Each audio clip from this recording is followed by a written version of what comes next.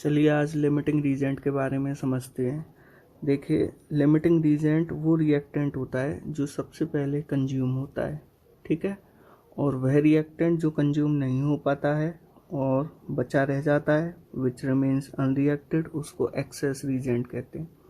जैसे एक reaction consider करते हैं हम, ए प्लस बी गिव्स प्रोडक्ट, ठीक है। अब मान के चलिए इस रिएक्शन के अंदर जो हमारा रिएक्टेंट ए और बी है, उसमें से रिएक्टेंट बी सबसे पहले कंज्यूम हो जाता है, इट कंज्यूम्स फर्स्ट, ठीक है।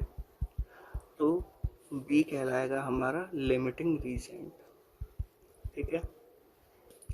और अगर ए की बात करें तो ए लेफ्ट अनरिएक्टेड, अगर ये अनरिएक्टेड रह जाता है, इसका कुछ पोर्शन अनरिएक्टेड रह जाता है, तो ए इज कॉल्ड एक्सेस रीजेंट, ठीक है। और याद रखना कि किसी भी रिएक्शन में कितना प्रोडक्ट बनेगा वो लिमिटिंग रीजेंट पे डिपेंड करता है, ठीक है ना। तो amount of product formed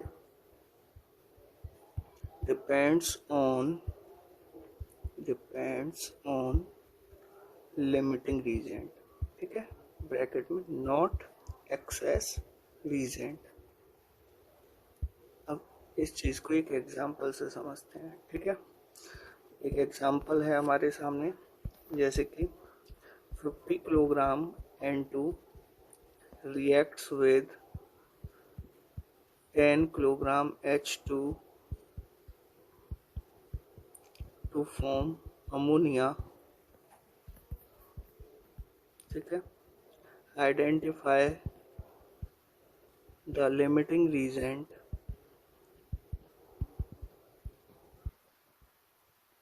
and calculate the amount of ammonia formed, ठीक है। अब हमें ये क्वेश्चन दे रखा है कि हमारे पास 50 किलोग्राम N2 और 10 किलोग्राम H2 है और ये दोनों आपस में रिएक्ट करके अमोनिया बना रहे हैं। तो बताइए N2 और H2 में से कौन सा लिमिटिंग रीजेंट होगा। आपको ये भी बताना है कि इस रिएक्शन के दौरान कितना अमोनिया बनेगा, ठीक है।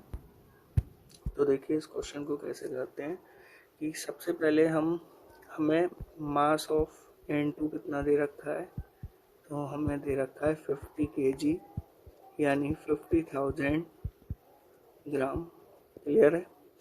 तो मोल्स ऑफ N2 कितने हो जाएंगे, 50,000 डिवाइडेड बाय 28, ठीक है। 28 N2 का मोलर मास होता है। तो इसको जब आप डिवाइड करोगे तो डिवाइड करने के बाद ये लगभग आ जाएगा 1785.7, ठीक है।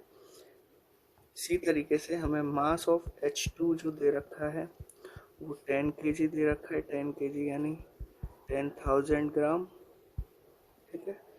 तो मोल्स ऑफ H2 कितने हो जाएंगे, वो हो गए हमारे पास 10,000 डिवाइडेड बाय 2 इक्वल टू 5,000, ठीक है।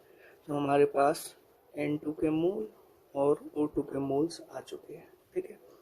अब हम बैलेंस्ड केमिकल इक्वेशन लिखेंगे। तो N2 plus 3H2 gives 2NH3, ये हमारी बैलेंस्ड केमिकल इक्वेशन हो गई और इसमें स्टैच्यूमेट्री 1, 3 और 2 की हो गई, ठीक है। यानी N2 के मोल्स 1, H2 के 3 और अमोनिया के मोल्स कितने हैं, 2 हैं, क्लियर है यहाँ तक। अब देखो अकॉर्डिंग टू स्टैच्यूमेट्री अगर हम चलें तो 1 मोल N2 reacts with 3 moles of H2, ठीक है। 1 मोल N2 रिएक्ट कर रहा है 3 मोल ऑफ H2 के साथ, तो हमारे पास N2 के मोल है 1785.7, तो हम लिखेंगे 1785.7 मोल N2 reacts with how many mole of H2, तो आप 3 मल्टीप्लाई बाय 1785.7 कर दोगे जो कि 5357.1 मोल निकल के आएगा, ठीक है। इतने मोल ऑफ H2। आपके पास required mole of H2, required moles of H2 हैं 5357.1 और अवेलेबल मोल कितने हैं हमारे पास? अवेलेबल मोल्स ऑफ H2 मैं आपको दिखाता हूँ। अवेलेबल मोल हमारे पास केवल 5000 है, यानी हमें 5357 मोल्स चाहिए और कुल हैं 5000। इसका मतलब H2 के मोल्स हमारे पास कम पड़ जाएंगे। तो ये सबसे पहले कंज्यूम हो जाएगा। तो H2 हमारा क्या हो गया? लिमिटिंग रीजेंट हो गया। अब मैंने आपको बताया था कि कितना प्रोडक्ट बन रहा है, यानी कितना अमोनिया बन रहा है, वो किस पे डिपेंड करेगा? वो अब डिपेंड करेगा H2 पर। तो स्टैच्यूमेट्री के अकॉर्डिंग H2 और NH3 के बीच में क्या रिलेशन है कि 3 moles of H2 produce 2 moles of ammonia. ठीक है, यही लाइन लिखेंगे, 3 moles of H2 produce 2 moles of ammonia. 2 moles of ammonia यानी कि 2 इंटू 70 इक्वल टू 34 ग्राम अमोनिया। 17 क्या है यहाँ पर? अमोनिया का मोलर मास।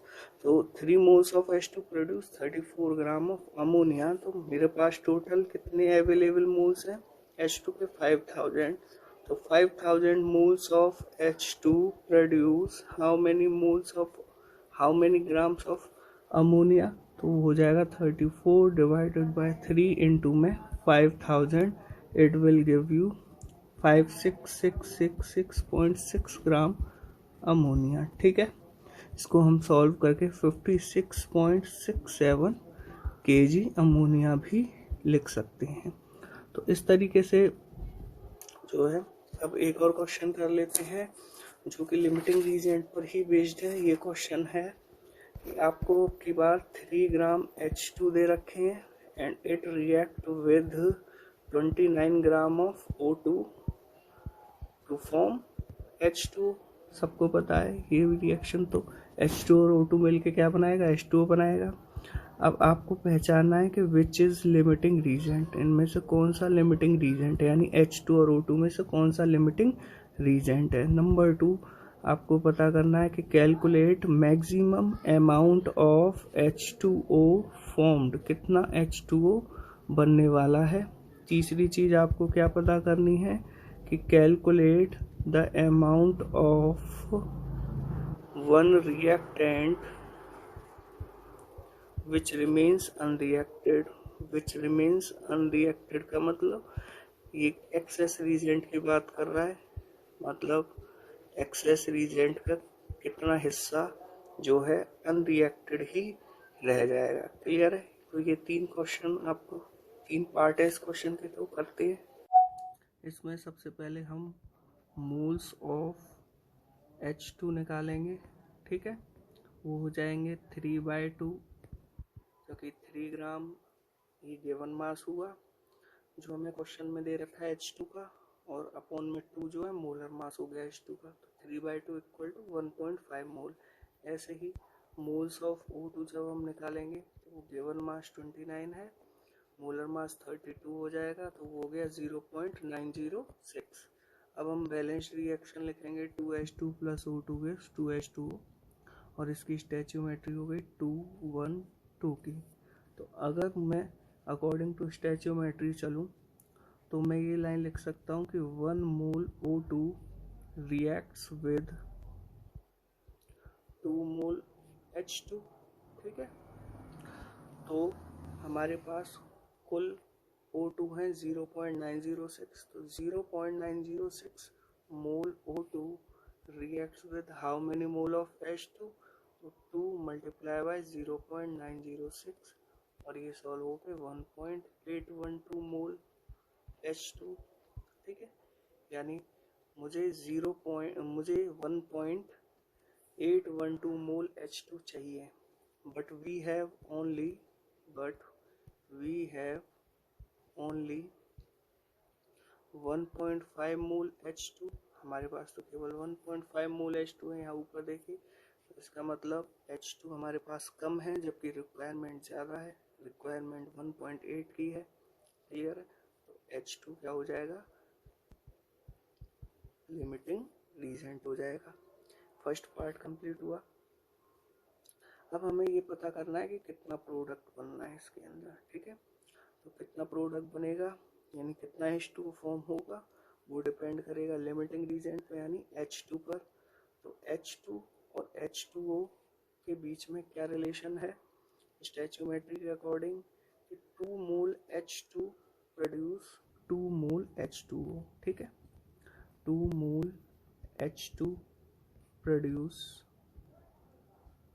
2 मोल H2O। 2 मोल H2O का मतलब 2 into 18 equal to 36 gram H2O। 18 H2O का क्या होता है मोलर मास। तो 2 मोल H2 36 ग्राम H2O प्रोड्यूस करते हैं।